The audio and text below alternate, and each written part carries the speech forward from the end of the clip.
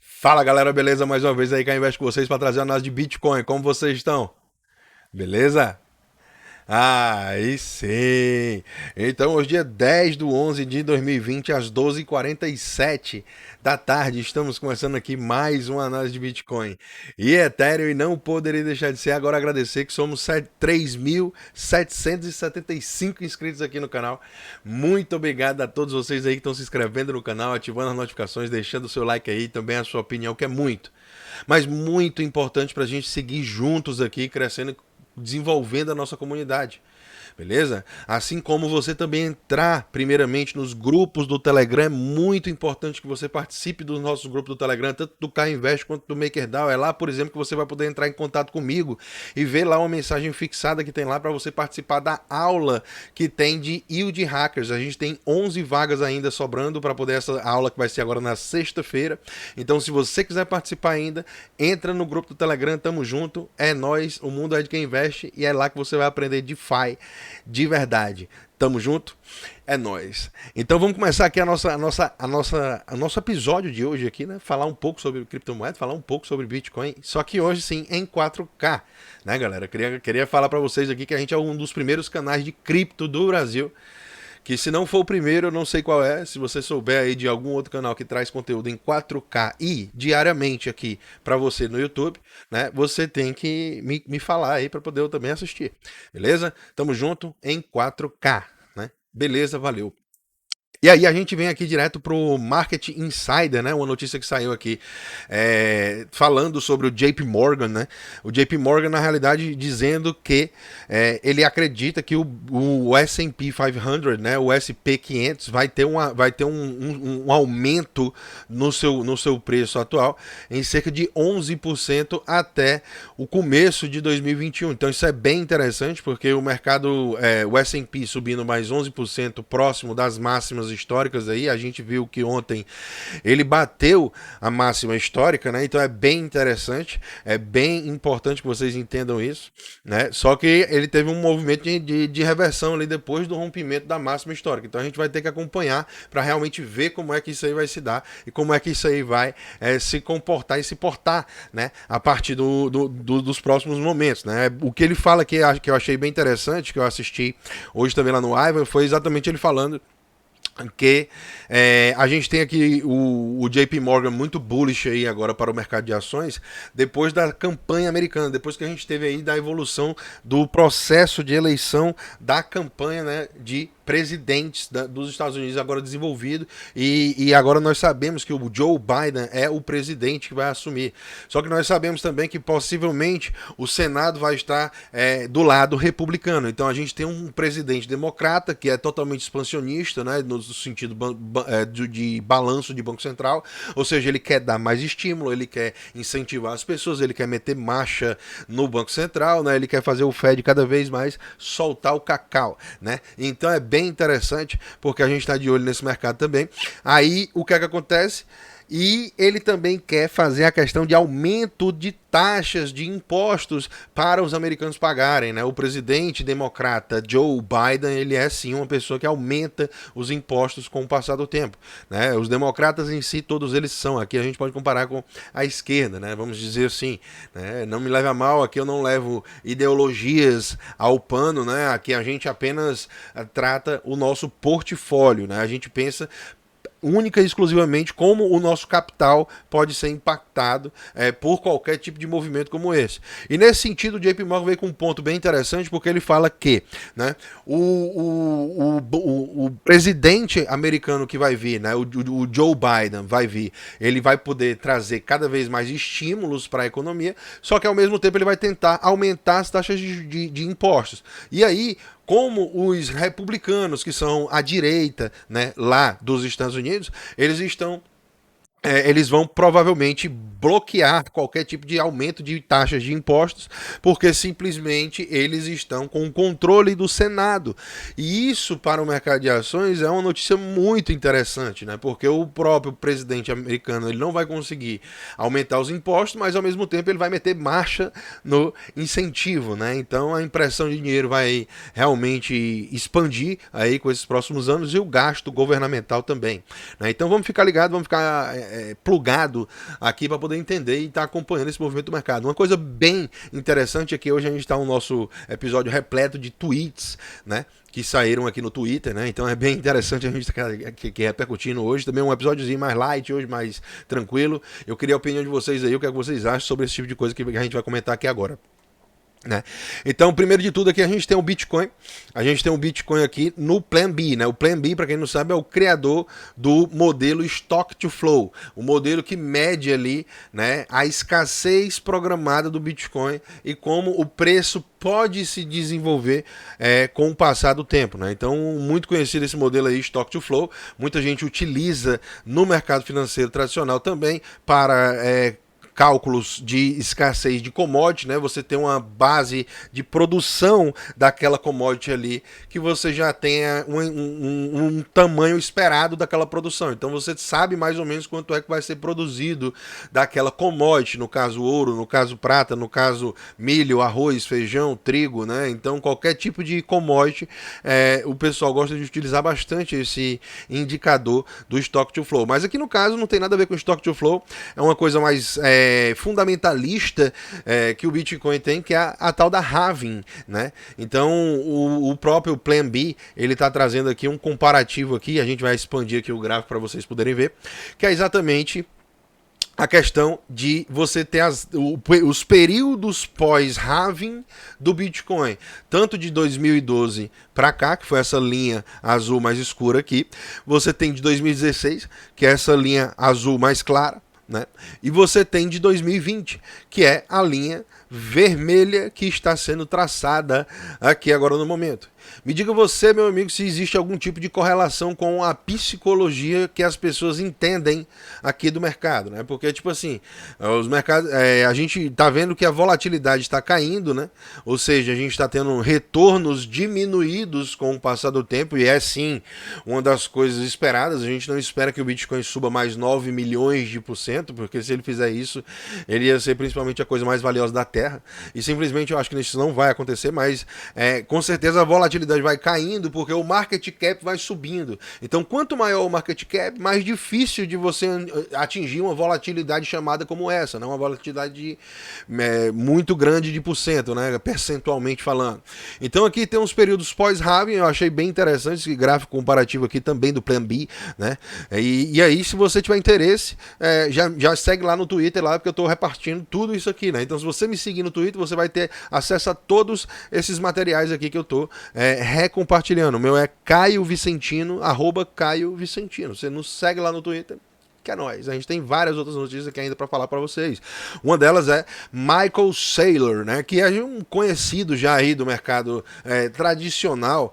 É bem interessante esse artigo aqui que ele trouxe, que na verdade é do Anthony Pompliano, né, o nosso amigo Pomp, né? Inclusive a gente tem um Pomp aqui no Brasil também, agora abraço pro Pomp, né? Tamo junto.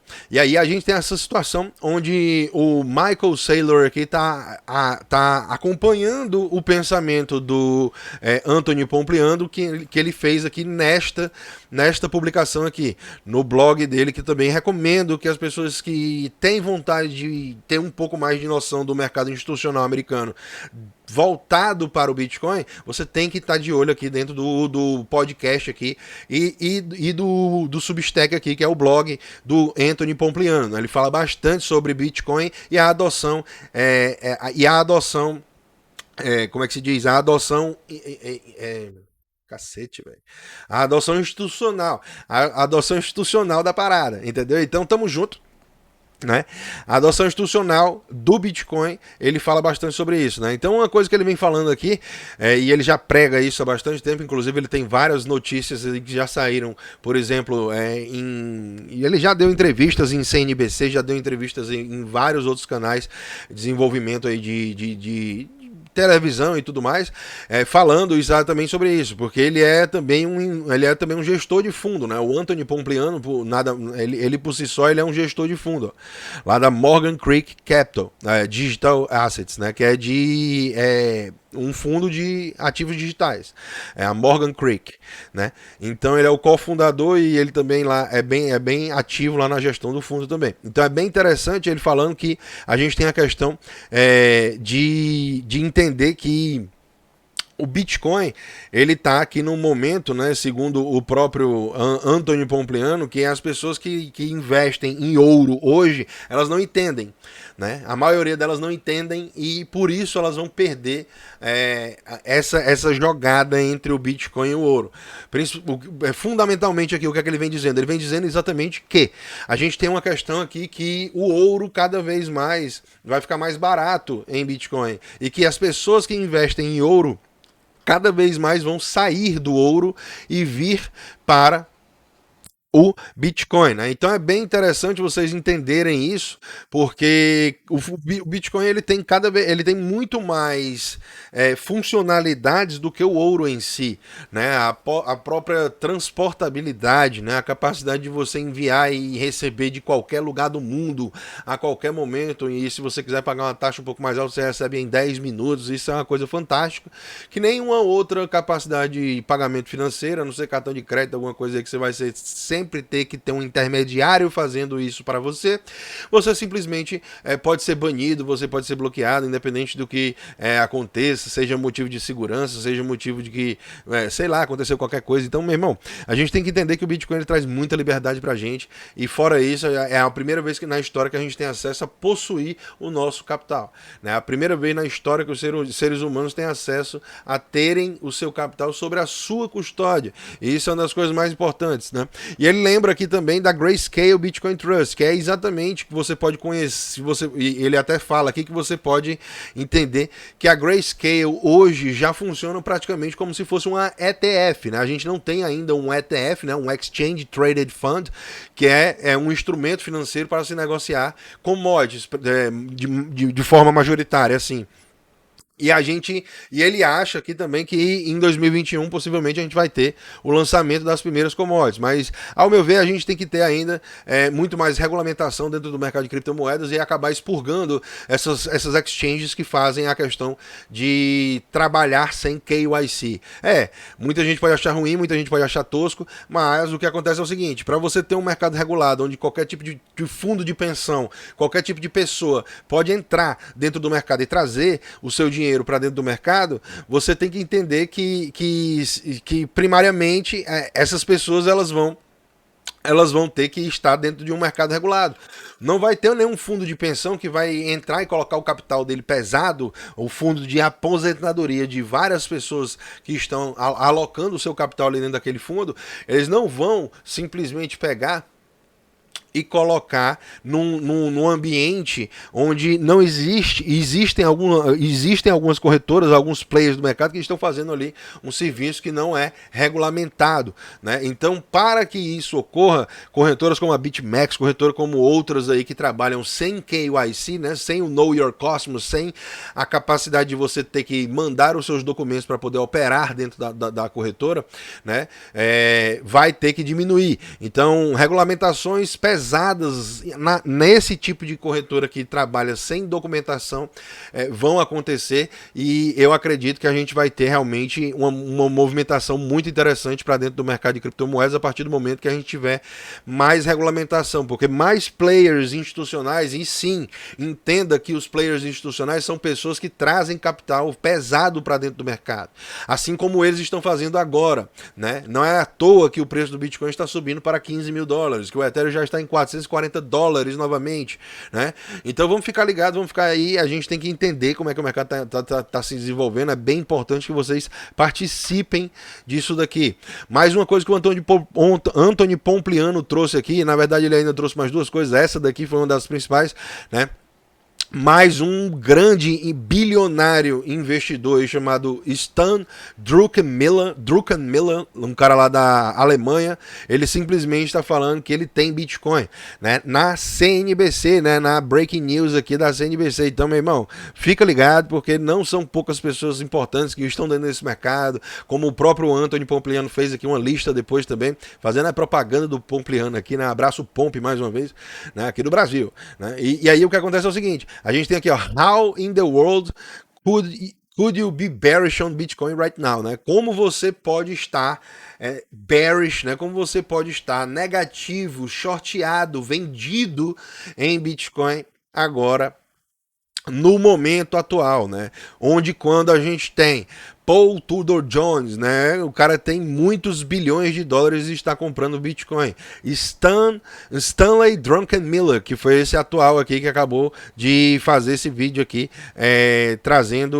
dizendo que ele tem um pouco de Bitcoin, ele tem mais ouro do que Bitcoin, mas ele tem Bitcoin. E ele acha que se o cenário do ouro der certo, o do Bitcoin vai dar muito melhor. Foi isso que o próprio Druckenmiller falou aqui, né? A Katie Wood, né? O Shama Piliapitiaya, né? Piliapitiaya, né? Que é um dos principais investidores aí da Tesla e do Facebook nos momentos iniciais de evolução, né? Um dos caras que também comprou Bitcoin há muito tempo, né? E muitos Bitcoin na realidade. Então, como você pode estar bearish, né? Como você pode estar vendido, negociando, como você pode estar achando ruim, quando o Michael Novogratz, quando a Abigail Johnson e quando o Jack Dorsey, que é o CEO do Twitter, por exemplo, que são empreendedores e pessoas que fazem acontecer, que trazem capital, que fazem isso acontecer, que são todos esses caras aqui, são bilionários, eles têm todos muito Bitcoin. Como você aí que está colecionando Satoshi, os caras colecionam Bitcoin, você está colecionando Satoshi, como você que está colecionando Satoshi está podendo achar que você está errado? Então vamos entender, né, galera? Aqui são só os bilionários, o rio só corre pro mar, galera. Vamos entender para poder participar, pô. O próprio Dan Held aqui, que é um dos caras principais aqui, que um dos criadores da Kraken, né? Um dos fundadores lá da Kraken, bem interessante, ele falando aqui exatamente sobre as críticas do Bitcoin. Em 2011, né, $100 era completamente impossível atingir por cada moeda. Em 2012, $1.000. Em 2015, $10.000. Era muito difícil de se atingir em 2015, $10.000. A gente sabe que o pico veio em 2017 ali, né, com $20.000. Em 2018, $100.000. É impossível disso acontecer. Né? Em 2018 a gente está esperando $100.000, isso é impossível de acontecer, né? E em 2021 a gente vai estar esperando $1 milhão, é impossível disso acontecer, né? Então essas primeiras aqui já aconteceram, né? Só faltam essas outras duas aqui, então a gente vai estar lá seguindo, acompanhando, desenvolvendo o movimento, né? E mais uma vez, se você quiser me seguir aqui, eu vou estar compartilhando todo esse conteúdo, você vai poder ter acesso lá também, através do meu Twitter. E para os difamadores de DeFi, né, para os faladores e os faladores passam mal, a gente já sabe disso, né? Falador passa mal, né? A gente já sabe que isso é uma coisa que acontece. DeFi está em all-time highs, né? E estamos batendo a máxima histórica aqui de todos os protocolos de DeFi junto, galera. Isso é incrível por si só, para deixar de queixo caído quem falou que DeFi acabou, né? Então estamos aí para bater na cara dos samidana do mundo das cripto, né? Então tamo junto. Né? Aqui a gente tem aqui DeFi em 12,71 bilhões de dólares, onde quando a gente tinha a máxima aqui na casa dos 12,48. Foi uma leve ultrapassada ali ainda de cerca de 300 milhões de dólares ali acima do patamar total. Então hoje a gente tem uma nova máxima histórica registrada para o mercado DeFi, né? E hoje eu até estava falando lá no grupo do Telegram sobre as Blue Chips, né? Que são protocolos-chave, né? As principais protocolos aí, e aí fazendo uma comparação entre as Blue Chips da empresa da Bolsa, né? Que a gente consegue compreender como as empresas mais top, as AAA, né? As classe A, né? E também as empresas E aqui no caso a gente fala sobre as blue chips, mas no caso dos protocolos DeFi.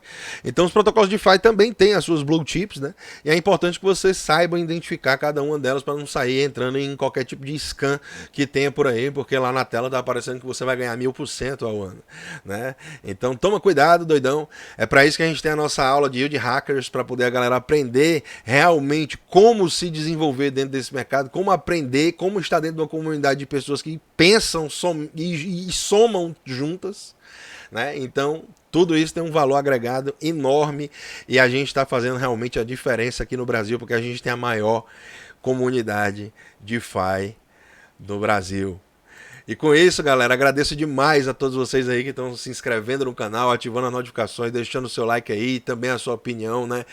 Para você seguir junto aqui, se desenvolvendo junto conosco, né? Você entender e participar desse mercado de uma forma global, onde quando você vai estar exposto de maneira global e pensando única e exclusivamente no seu portfólio, e não com ideologias de pensamento de Y a Z, mas você vai estar pensando em sobrevivência em primeiro lugar e não em lucro para poder você participar do mercado, né? Porque primeiro sobreviver, né? Se manter vivo ao mercado é uma das coisas mais difíceis que pode acontecer e principalmente dentro desse mercado de criptomoedas, né? Porque por conta mesmo da volatilidade.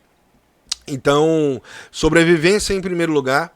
Não pensem em lucrar em primeiro lugar. Quem pensa em lucrar no primeiro lugar, abraça a trolha e mama ela a noite toda. Tamo junto? É nóis. Então vamos aqui pro mercado. 445 bilhões de dólares. Dias atrás a gente estava negociando abaixo dos 300 bi. E eu vinha falando, porra, 300 bi, 300 e poucos bi e tal, não sei o que. Vamos ver aí se a gente consegue chegar nos 400.